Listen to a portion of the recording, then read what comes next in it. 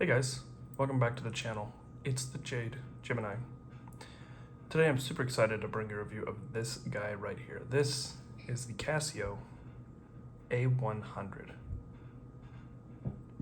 Today I'm going to go over what I like, what I love, what I dislike, and if it applies, what is rubbish about this little watch right here. But before I jump in and I talk about that, let's get some size comparisons out of the way. First, I'm going to show you another budget-oriented watch, which people love, and this is the S&K 809 Seiko. So as you can see, although dimensions are a little bit wider, the watch overall seems to have a pretty similar shape or size. I mean, not shape, definitely not. And then we're going to go in and get some thickness out of the way. So as you can see, housing that automatic and everything, it is definitely a little bit thicker, a little bit thinner with the Casio, sorry, but not by much here. Also, some of its siblings, the beloved and probably well-known and probably well-owned as well by anybody who's going to be watching this, the classic F91W. So you can see, definitely a little bit longer with its rectangular shape instead of its more rectangular shape this way. Short lug to lug for the F91W, and sort of similar feel for the thickness, especially with this domed back, but this is going to wear a little bigger because it's a little, bigger lug to lug. And then just to wrap things up, G square, GW M5610. So if you own any of those watches, hopefully this will help you out with the size. So let's go and jump right in. So the first thing that I like here a lot is just the fit and finish of this. I've never had this chrome design, this hardened chrome, nickel plated, whatever. Casios before. As you can see, I've had black G-Shocks, different colored G-Shocks, the F91W. And that's, really just about it. So this is my first sort of, chrome watch like this. And just overall, it's held up really nicely in wear. I was afraid maybe it would get scratches all over it, and it would, rub off or, dent really easily. But overall, it's actually held up really, really good. Even some of the plastic pieces here. Now this is an older watch, right? But it has some edges that have worn and sort of rounded off. This one's a little bit worse because my toddler's gotten a hold of this one. But this used to look, just have little scratches here and there, and the edges were a little bit more polished instead of being so crisp. And this is really held up nicely from the time that I've had it. The next thing that I like a lot about this is the module inside, which is one of the cool things about Casios. You say, one digital watch, is the same from another digital watch. But once you start owning them as an enthusiast, you start to learn that's not the case. With this, it displays the time and the date and the received radio frequency signal and just all this little other stuff. While this one has some of that information as well, but just has an alarm, a timer, and that's it. While this has world timer and 100 different features. With this, it's more just business, right? You just see the time, PM right there, or if it's not there, it's not. And then that kind of goes ahead and gets me into the modes. So to display the date, you simply hold this button here down, and now you see it's August 5th, Saturday. But you let go, and it's back to business with the time. Pretty cool and pretty different from any of the other Casios that I've really had in the past. Then we'll go and get into the modes, which of course I'm going to like anything by Casio. You get an alarm, you get a timer that you can start with this button, stop with this button, reset, and then you, like an F91W, have a settings menu instead of having to press and hold this like other Casios. And just to that point, I like the way that this matches with these buttons up front. It's different, it's unique, it's fun, but it feels like home because it's laid out the exact same way that this is, other than the settings button, right? You have the light up here, you have the start to the timer and stop, you have the reset up here, and then you have the mode down here. So same exact layout. The next thing that I like a lot is actually the backlight, mostly with this light. We'll talk about some of the negatives later, but I like that this is orange. I never did understand how with the newest Casios that are coming out, they're using these bright white blue LEDs that literally scald your eyes in the middle of the night and just destroy your night vision. That made no sense.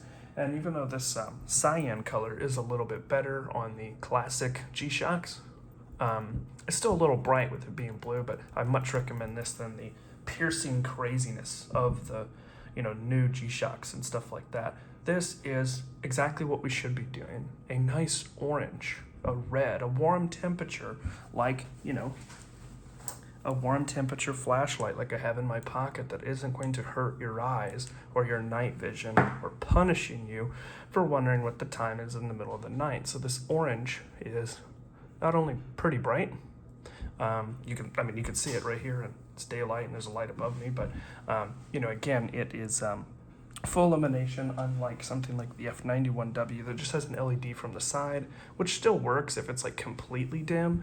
You can kind of like squint and see, but this is definitely a lot better and kind of impressive because this is a retro design, but it's definitely been modernized with that full-on backlight. So definitely something to like as well. Now, with the watch itself, getting into what I love, there is so much to love about this watch. The first thing is it is a Casio, so it's going to be bomb-proof. It's going to be reliable. It's also going to work, like I said, in a very smart and well thought out way where there is complications like more expensive watches, but it's easy to pick up and easy to learn. The other thing that I do like is the right to repair with a Casio, meaning this is a great everyday watch. But if the battery runs out, you can simply take off the back. Now this one doesn't have the screws, instead you pop off the back, but still it's going to be simple. You just simply get in there, under there, pop it off, get in there, and then pop the back on. I would have liked to see screws, but I can understand maybe this is a little bit more of a unique case shape compared to something like your F91W or your 5610 that have the screws on there. But still a great everyman's watch. And just to that point, that is the next thing to love. This watch is special.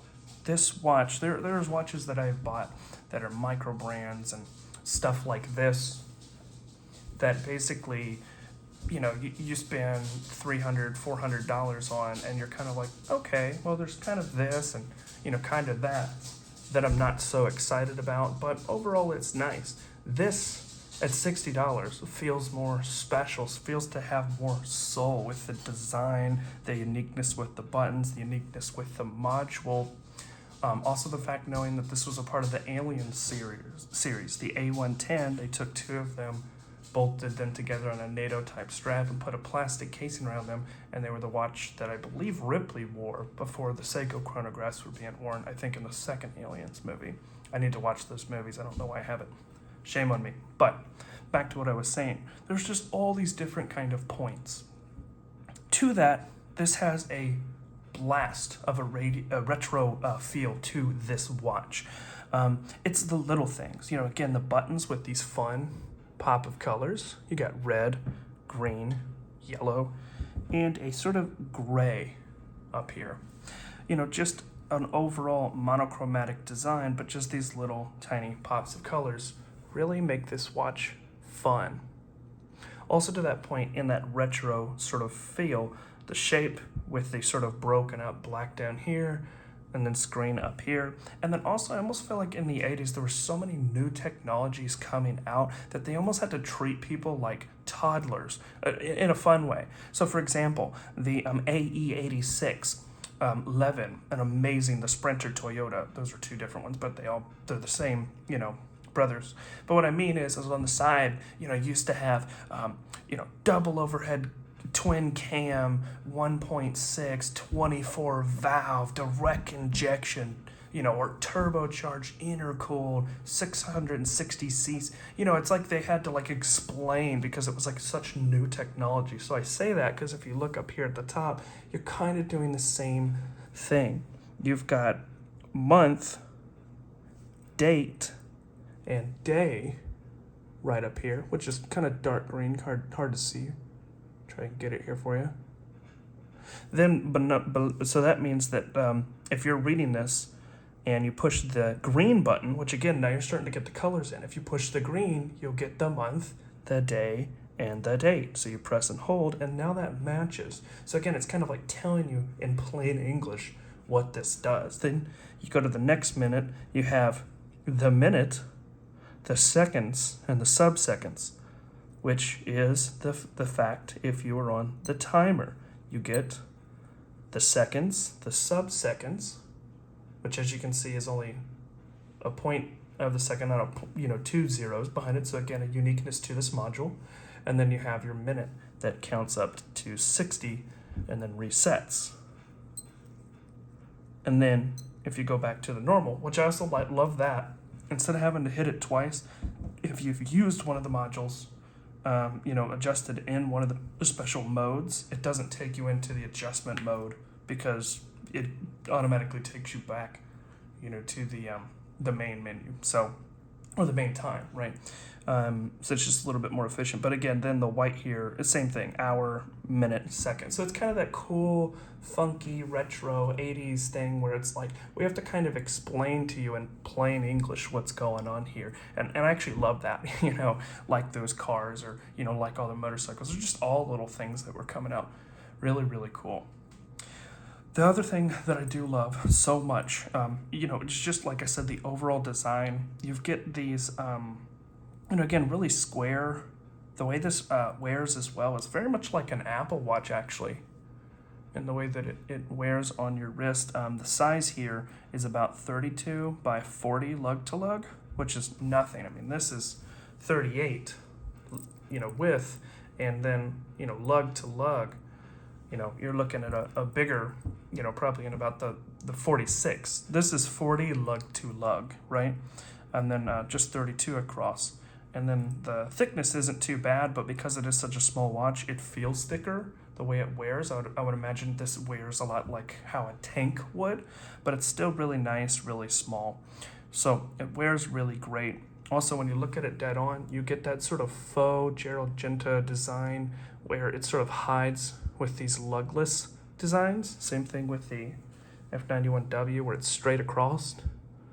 You have to look up to see those lugs, otherwise it's hidden. It's that same sort of thing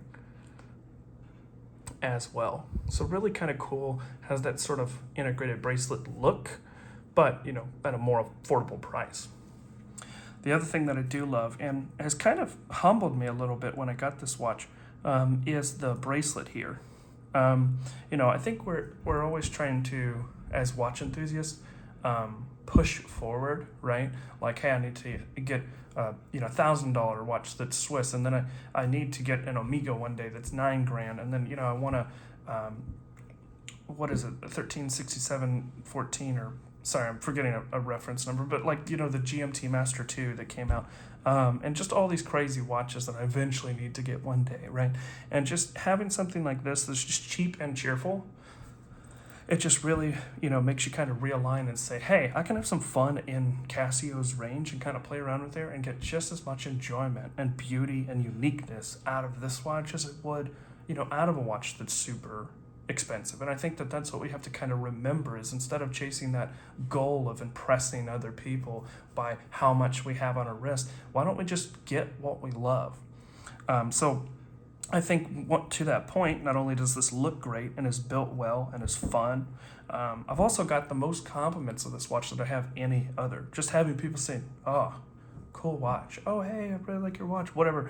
I've had more compliments than this than I ever would with, something like this, or something that, I try to, even a cult classic like my Alpinist, or, like this, right? that this has gotten the most compliments. But I digress. Based to what I was saying about the bracelet, one thing I don't do, I have never sized the really nice bracelet that comes with this and so many other watches, just because it's a little bit of work. Even if it's easy and it screws, the fact that you have to kind of take out a lug and be like, oh, it's kind of lopsided. The buckle's up here instead of in the middle of the wrist. Now I need to kind of like unscrew one lug from one side to the other. With this, it's so easy. You just lift this, you push it where it needs to, you push it down, and it's sized. There's no removing links. It is as it is. And that is just something that, I'm like, why are not more premium brands doing that? It's awesome. I love just how simple that is, right? To that point, we'll go ahead and see how everything works and looks on the wrist. So you put it on just like so. You put this underside in, and then you just drag across until this hook goes over the bar, push it down. And it's just gorgeous, clean, simple, with this sort of mono-link system. Again, these are press links, which we're told to be cheap and bad, and you need to have solid end links and solid links, but I don't care, it's fun. And I can just take it out of the box and size it and wear it. And you can see how just awesome this thing looks on wrist. I mean, the way it catches the light, the way it looks, it's just, this is really something that's special. I absolutely adore this watch. And I'm trying to be biased. This was also a birthday gift from my wife, so it'll also have a little bit extra specialness. But I think these things would be the same as if I bought it, as if she bought it. So lots to love about this watch overall, the way it looks, the way it's easy to size, the way it's easy to maintain, the way it has that retro look that everybody else seems to like, not just me, as I've gotten so many compliments about this. But nothing is perfect.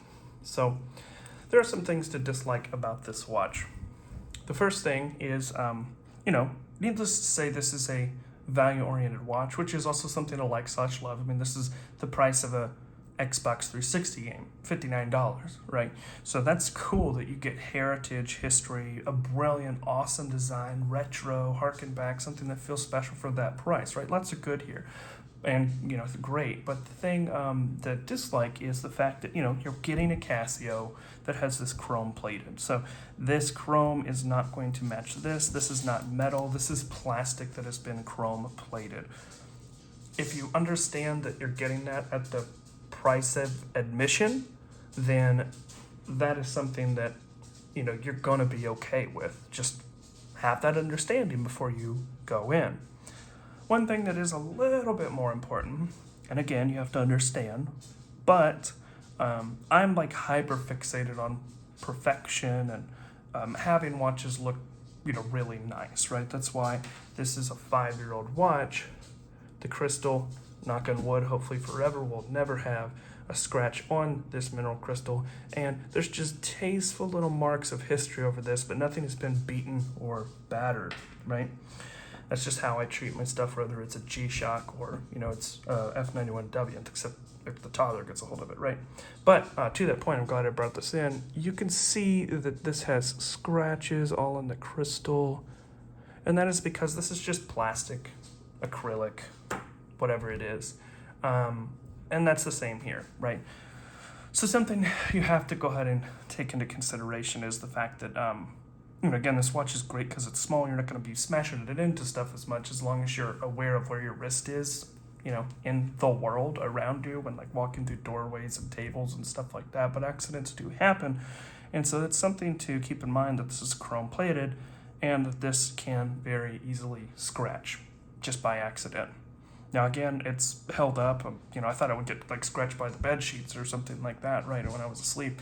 And it's easily held up to that. So this finishing has impressed me. And in some ways, I even like it more than just your typical hard black plastic of some of the more cheap Casios out there. But I digress, just something to keep in mind. Another thing to dislike is the fact that with this band, although great, you don't want to hyper extend anything, or it can pull those hollow end links apart with the way that it's designed. So you just got to kind of treat it with a little bit more love and a little bit more care, because you don't want those pieces that are bent together to start coming undone and coming loose and flippy floppy and shaken, you know, kind of like the jingly jangly old Jubilee Rolexes, right? You don't want that to happen to your watch. So just something to keep in mind. Another thing is this chrome plating, although it looks great, and I like it, is the fact that this is going to be a fingerprint magnet. You know, you touch here on this black shiny plastic, you touch here, and it just looks greasy and all blah, right? So if that kind of thing really annoys you, just something to kind of understand that, again, it is with the price of admission for this watch. Another thing that I do dislike is the fact that you cannot adjust the length of time that the backlight happens. It is about 1 to 1.5 seconds. And although it is bright, this orangish amber color is a little less bright than something like the cyan. So like the cyan will stand out and your eyes will go bang, and pick up, kind of burn into your vision like what that time is. With this, I find myself going, okay, wait, what time was it again? Oh, okay. In the middle of the night, instead of pushing it once and it being 3 seconds, or like it's like a different Casio that it was going to be coming up for review, or this one where you can press and hold and it continues to be on as long as you're pressing that down. So that is something, even if you press it down, it will come off, right? Same amount of time either way. So just something to not like. The last thing that I will say might turn some people off. I've gotten used to it. But again, I just like to think of like what would maybe the end user possibly not like. This can snag hairs, right? I mean, that is what it is, right? You sort of adjust it and it's fine after that. Not really a big deal, but more of what I was going to say is the fact that you have to press down instead of the side and sort of, holding it with one side and pressing it and the watch not moving. You have to kind of press down into the watch. So if I check the time, I'm pressing hard, and I see the whole watch is going like this now and moving. So just something that some people might not like, that they have to push down pretty deep.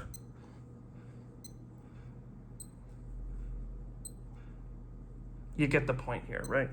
Again, not the biggest deal, not the end of any worlds necessarily, but just those little nuances that might be like, that's kind of annoying. I wish I would have known that was the case before getting this gorgeous thing. But that kind of leads me to the end. There's nothing rubbish about this watch. And what that means is this is something truly phenomenal. And this is kind of a wave that I'm seeing Casio starting to follow with the A100, the inspired A700 off the old Casiotrons, it's sort of new model, not a reissue.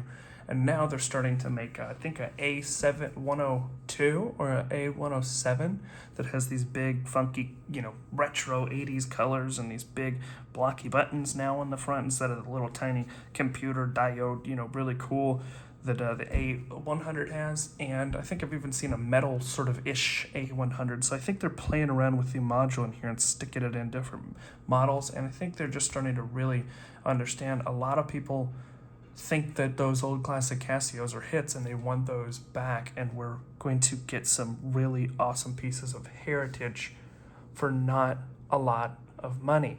And that means you could literally have a watch box full of Casios and have enough variation with the modules and the way everything looks and the way everything works that you would just be chuffed to bits. And really, what else could you ask for, right? And so this is an amazing watch. If you've been thinking about it, get it now, because, money can't buy you happiness, but it can buy you a watch, and that's going to make you happy, and this one definitely will. So I hope everybody liked this review. If you did, please go ahead and give it a like, as well as subscribe, as it helps the channel. Of course, I love fellowshipping with you guys, so if you have any questions whatsoever, please go ahead and give comments down below, any sort of questions or opinions that I can go ahead and help and weigh in on. I want to make sure to be there to help out. Of course, most importantly, I appreciate you taking time to watch this video as a small channel, and there's so much great, amazing content creators out there that you could have clicked on, and instead you clicked on my little corner over here. I really appreciate that. I hope everybody has a great rest of your week, and stay safe. Peace.